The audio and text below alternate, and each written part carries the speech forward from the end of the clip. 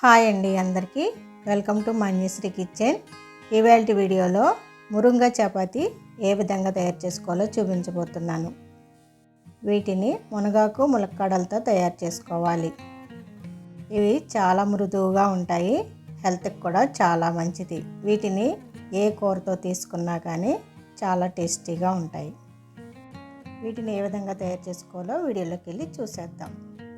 ముందుగా 2 ములక్కాడలను తీసుకొని ఈ విధంగా చిన్న చిన్న ముక్కలుగా కట్ చేసేసి శుభ్రంగా వాటర్తో కడిగేసి తీసుకోవాలి. ఇప్పుడు ఇందులో కొంచెం వాటర్ వేసుకొని కొద్దిగా సాల్ట్ కూడా వేసుకొని స్టవ్ వెలిగించుకొని స్టవ్ పైన పెట్టేసుకోవాలి. ఇవి మెత్తగా ఉడికేంత వరకు ఉడికించుకోవాలి.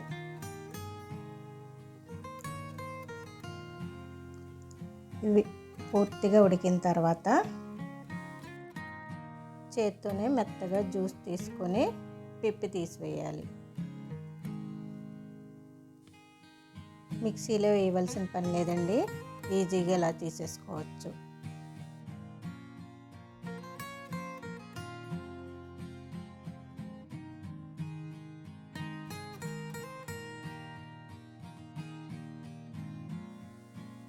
ఇప్పుడు ఈ జ్యూస్ని మనకు కావాల్సినంత గోధుమ పిండిని తీసుకొని దాంట్లో కొంచెం కొంచెంగా వేసుకుంటూ కలుపుకోవాలి. మనం తీసుకున్న గోధుమ పిండికి జ్యూస్ కానీ సరిపోకపోతే వాటర్ కూడా కొంచెం యాడ్ చేసుకొని కలుపుకోవచ్చండి.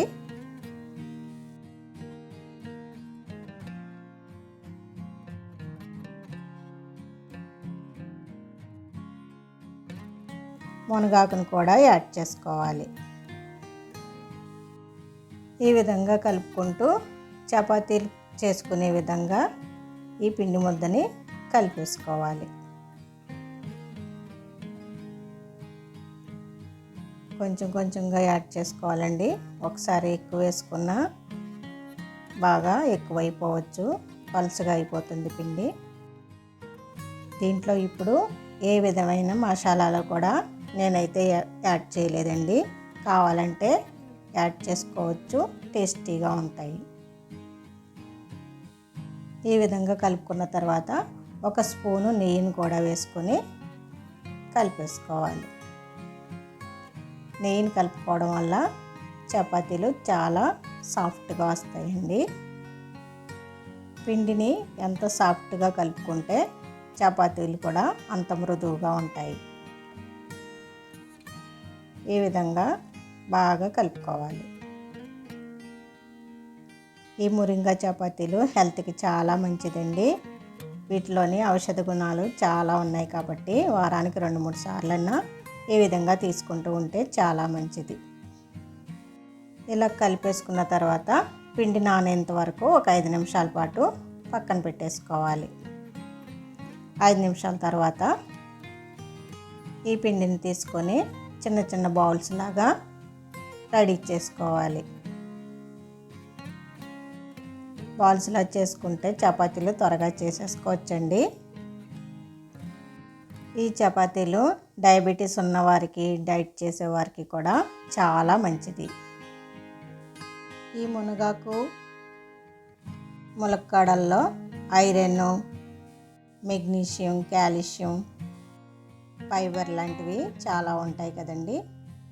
ఇవి మన చర్మ సౌందర్యానికి, జుట్టు రాలకుండా కాపాడడానికి ఉపయోగపడతాయి అన్నమాట.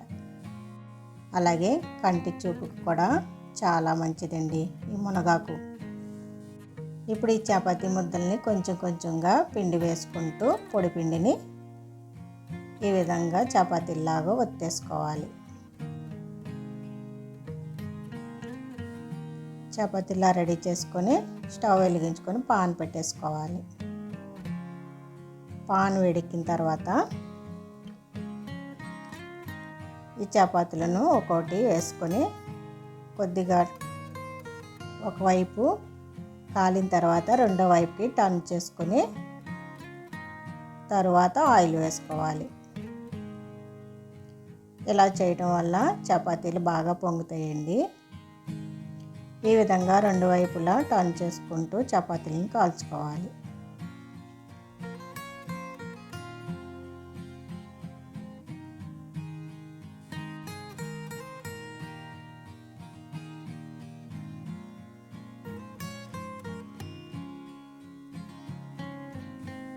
నేనైతే ఈ చపాతీలను మా ఇంట్లో వారానికి ఒకసారైనా చేస్తూ ఉంటానండి.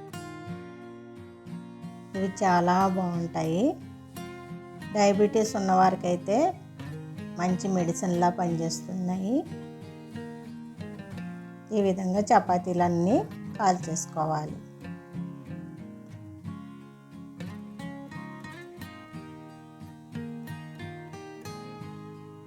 అంతే ఫ్రెండ్స్, చపాతీలు రెడీ అయిపోయినట్లే. ప్లేట్లోకి తీసేసుకుందాం. ఇదే విధంగా మొత్తం చపాతీలన్నీ కాల్చుకోవాలి. మరి ఈ వీడియో మీకు నచ్చితే లైక్ చేయండి ఫ్రెండ్స్. మా ఛానల్ని సబ్స్క్రైబ్ చేయడం మాత్రం మర్చిపోవద్దు.